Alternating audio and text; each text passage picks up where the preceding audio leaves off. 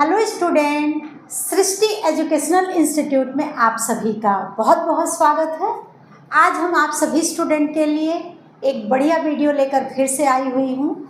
इसमें आज हम चर्चा करेंगे कि UPSSC ने नोटिफिकेशन किसका आउट किया है।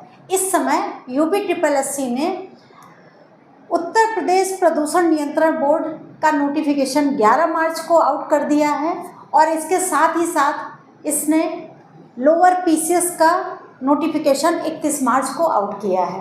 तो यह बहुत बड़ी बात है कि एक ही महीने में दो नोटिफिकेशन आपके आ चुके हैं। तो आज मैं जिस नोटिफिकेशन के बारे में बात करूंगी वह है यूपी पोल्यूशन कंट्रोल बोर्ड के कई पोस्ट पर नोटिफिकेशन आउट हो चुका है और इसका फॉर्म भी स्टार्ट हो चुका है।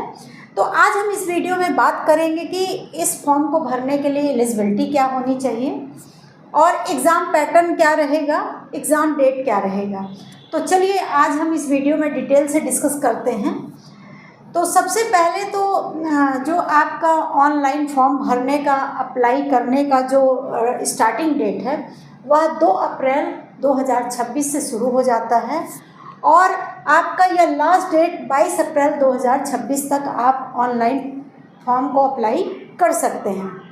इसके बाद अगर हम बात करते हैं कि आपको जो पेमेंट करने की जो लास्ट डेट होगी वह आपकी 22 अप्रैल 2026 तक रहेगी और आपके फॉर्म अप्लाई करते समय कोई मिस्टेक रह जाता है तो उसको करेक्शन करने का भी समय आपको मिल रहा है और करेक्शन करने की जो डेट है वह आपकी 29 अप्रैल 2026 तक है।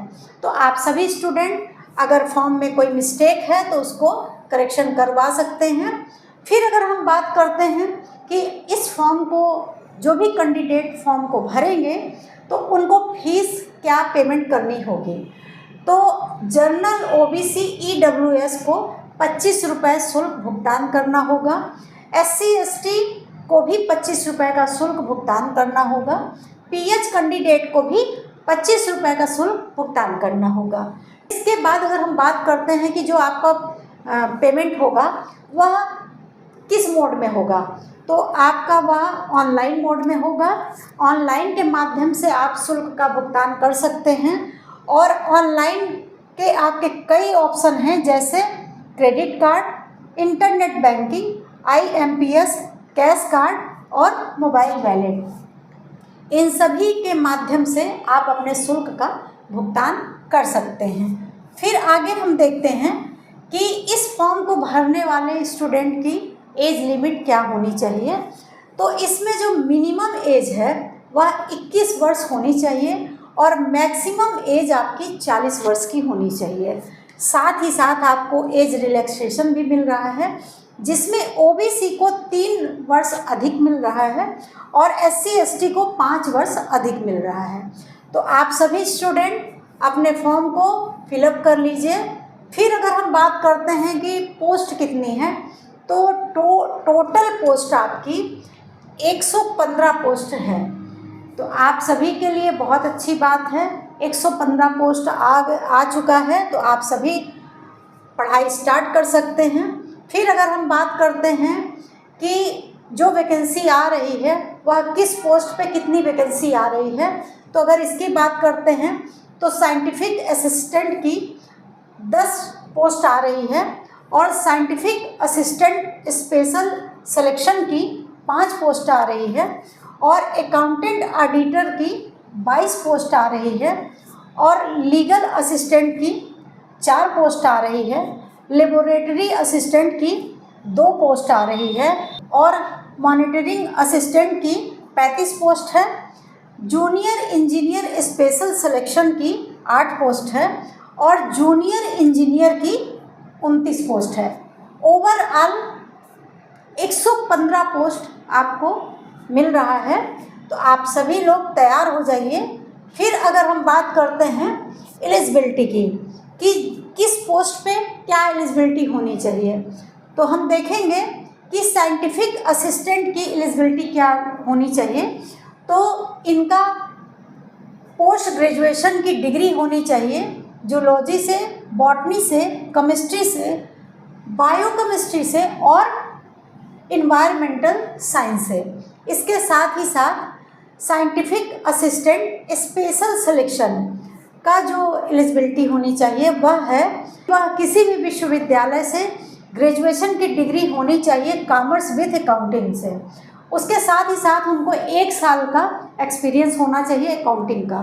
फिर अगर हम बात करते हैं अकाउंटेंट ऑडिटर की, तो इनकी भी जो एलिजिबिलिटी होनी चाहिए वह यह है कि किसी भी विश्वविद्यालय से इनका भी ग्रेजुएशन की डिग्री होनी चाहिए कॉमर्स विद अकाउंटिंग की। 1 साल का अकाउंटिंग का एक्सपीरियंस भी होना चाहिए। फिर अगर हम बात करते हैं लॉ असिस्टेंट की, इनका भी किसी भी विश्वविद्यालय से लॉ में बैचलर की डिग्री होनी चाहिए और 3 साल का एक्सपीरियंस होना चाहिए।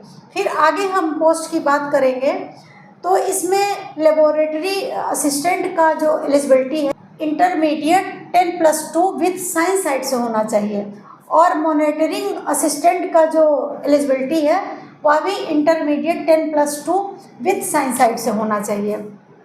जूनियर इंजीनियर स्पेशल सिलेक्शन को पब्लिक हेल्थ इंजीनियरिंग डिप्लोमा होना चाहिए। सिविल इंजीनियर, केमिकल इंजीनियरिंग और इन्वायरमेंटल इंजीनियरिंग में। फिर जूनियर इंजीनियर की अगर हम बात करते हैं तो इनका भी पब्लिक हेल्थ इंजीनियरिंग डिप्लोमा चाहिए। सिविल इंजीनियर में, केमिकल इंजीनियर में और इन्वायरमेंटल इंजीनियर में। फिर हम देखते हैं कि यह परीक्षा पैटर्न क्या होगा।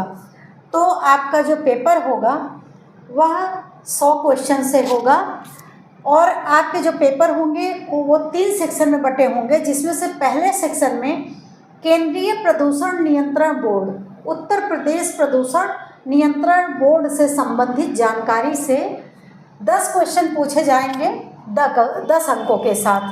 फिर पर्यावरण जागरूकता से संबंधित जानकारी से 40 क्वेश्चन होंगे 40 अंकों के साथ। फिर विश्लेषणात्मक क्षमता तथा डाटा इंटरप्रिटेशन, इससे 15 क्वेश्चन होंगे 15 अंकों के साथ। फिर सेक्शन 2 की बात करते हैं तो कंप्यूटर एवं सुरक्षा प्रौद्योगिकी की अवधारणाओं एवं इस क्षेत्र में समसामयिक प्रौद्योगिकी विकास एवं नवाचार का ज्ञान, इससे संबंधित 15 क्वेश्चन पूछे जाएंगे 15 अंकों के साथ। फिर सेक्शन 3 की बात करते हैं तो उत्तर प्रदेश राज्य से संबंधित सामान्य जानकारी से 20 क्वेश्चन पूछे जाएंगे 20 अंकों के साथ। ओवरऑल आपको इस पेपर में 100 क्वेश्चन मिलेंगे 100 अंकों के साथ और समय अवधि आपको 120 मिनट मिलेगी, मतलब 2 घंटे का पेपर होगा और एक क्वेश्चन 1 अंक का होगा। फिर आगे हम देखते हैं एग्ज़ाम के बारे में। तो एग्ज़ाम डेट क्या रहने वाली है और एडमिट कार्ड कब आएगा, अभी इसकी कोई सूचना नहीं मिली है। जैसे ही कोई सूचना प्राप्त होती है हम अपने चैनल के माध्यम से आप तक यह ज़रूर पहुंचा देंगे। अगर आपको हमारा वीडियो पसंद आ रहा है तो लाइक करिएगा और अगर आपको लगता है कि आप अपने मित्र यारों को अगर यह वीडियो शेयर करना चाहें तो ज़रूर शेयर करिएगा। हमारा चैनल अगर आपको पसंद आ रहा है तो सब्सक्राइब भी करिएगा।